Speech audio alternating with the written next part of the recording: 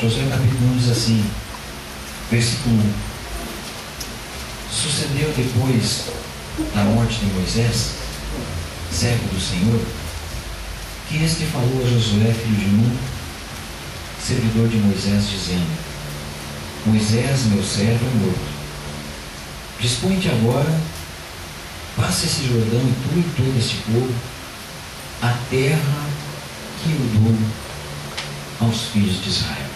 Fecha os teus olhos um instante. Se você tem uma Bíblia, coloca a mão sobre a Bíblia, pode colocar no coração, na cabeça, tem liberdade. Pai, nós te louvamos, Senhor, e te damos graças pela tua palavra, Senhor. Mas eu necessito, Pai, e nós necessitamos aqui neste lugar, que esta palavra seja revelada pelo teu Santo Espírito. Porque senão, apesar de ser a tua palavra, mas ela não vai fazer aquilo pelo qual ela se propõe, que é de separar a junta das medulas, a alma do Espírito, e operar em cada um de nós aquilo que o Senhor tem preparado para nós nessa noite. Por isso eu te peço, Espírito Santo, ministra os nossos corações com o teu poder e com a tua graça, e que possamos, Senhor Deus, ser ministrados pela tua palavra no mais íntimo do nosso ser, em nome de Jesus. Amém. Amém. Você pode estar nascendo em nome de Jesus.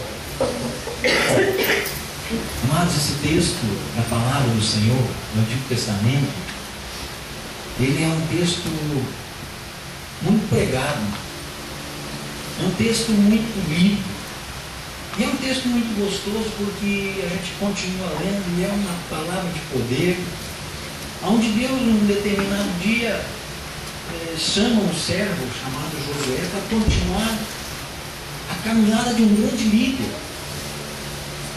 E Josué é chamado para continuar a caminhada de Moisés. E Moisés era aquele homem que tinha uma intimidade tão grande com Deus. Moisés era um homem que as coisas aconteciam à sua volta. E ele assumiu o chamado de Deus para fazer algo que era muito difícil de fazer, que era enfrentar o faraó. E depois disso conduzia um povo muito grande por uma etapa, por uma caminhada no deserto, para conduzir uma terra prometida. E Moisés era um homem que era difícil de encontrar outro com aquele amor, com aquele cuidado, com aquela paixão por aquilo que ele havia sido chamado a fazer. É como um soldado que é chamado a ficar de sentinela, e ele fica o tempo todo de sentinela, ele não arreda o pé, ele não pisca, ele não fecha o olho, aqueles guardas lá de Londres, né, da polícia, da guarda real lá, que ele não se mexe, ele fica estático, ele está observando, ele é ali naquele lugar, nada distrai ele. Moisés, ele tinha tamanho amor, tamanha paixão, tamanho fervor por aquela obra pela qual ele tinha sido chamado, que Deus um dia disse para ele: Moisés, você vai conduzir esse povo até a terra prometida. E ele assume aquele chamado de Deus e ele diz: opa, eu sou o cara que vou levar esse povo, mas Deus, eu não tenho condição de fazer isso, o Senhor sabe das minhas fraquezas. E Deus começa a capacitar e ele vai levando aquele povo, e a nuvem vai se movendo, ele vai levando, e aquele povo começa a murmurar. E chega um instante que Deus diz assim: olha, Moisés, eu vou te levar para a terra prometida, você vai para lá, eu vou fazer uma grande posteridade de você, mas esse povo aí, Moisés, ó, eu vou exterminar com todo ele, é povo de murmuradores. Moisés tinha um chamado de Deus. E Moisés diz assim: ó Senhor, se o Senhor vai matar eles, risca o meu nome desse livro da vida também, risca o meu nome, me mata junto com eles. Porque o que vão dizer quando eu chegar lá? Que o Senhor tirou teu povo da escravidão para matar lá no deserto. Ele se interpõe, ele tinha tamanho amor por aquele chamado, que ele se interpõe entre Deus e um povo desobediente, a ponto de dizer: Deus, me mata junto. Esse era Moisés. E Deus, quando Moisés morre, Deus chama Josué e diz assim: ó Josué, vem cá, agora é contigo. Você vai dar sequência a esse trabalho que Moisés trouxe até aqui. É você que vai continuar de agora em diante. E Josué, Um homem que também não tinha experiência nenhuma, mas era um homem que buscava a presença de Deus, porque a Bíblia diz que quando Moisés ia para a tenda para conversar com Deus, Josué ia lá e ficava lá de fora. E depois que Deus aparecia na nuvem, depois que Deus falava com Moisés, e Moisés saía da tenda ali para ir levar a palavra de Deus para o povo, Josué ficava lá no mesmo lugar que estava, onde Deus se apresentou para Moisés, ele ficava ali na tenda ainda, ele continuava ali fora da tenda esperando ele. Esse era Josué. E Deus chama Josué porque Deus conhecia ali Josué, e Deus chama ele, olha Josué, você vai seguir essa caminhada. Quem sabe no coração de Josué quantas dúvidas surgiram naquele coração. E isso tudo, amados, aqui que eu começo a entender que Deus, Ele começa um trabalho na vida de cada um de nós com o chamado. E Deus não chama, quando você vê, Deus chama Josué. E você vê que há tantos nomes, eu nunca vou esquecer de uma pregação do Bica, lá em Passo Fundo. Eu não lembro qual era o texto, mas eu acho que era em Números que ele pregou. Ele começou a ler, imagina, um histórico de nomes. E foi lendo nome lá, e foi lendo aquela relação de nomes, e eu digo, como é que esse cara vai pregar hoje? Eu quero ver onde é que ele vai tirar mensagem desses nomes que ele está lendo. E aí depois ele falou, que aqueles nomes não eram, porque eram nomes bem estranhos. E eu peguei a pregação.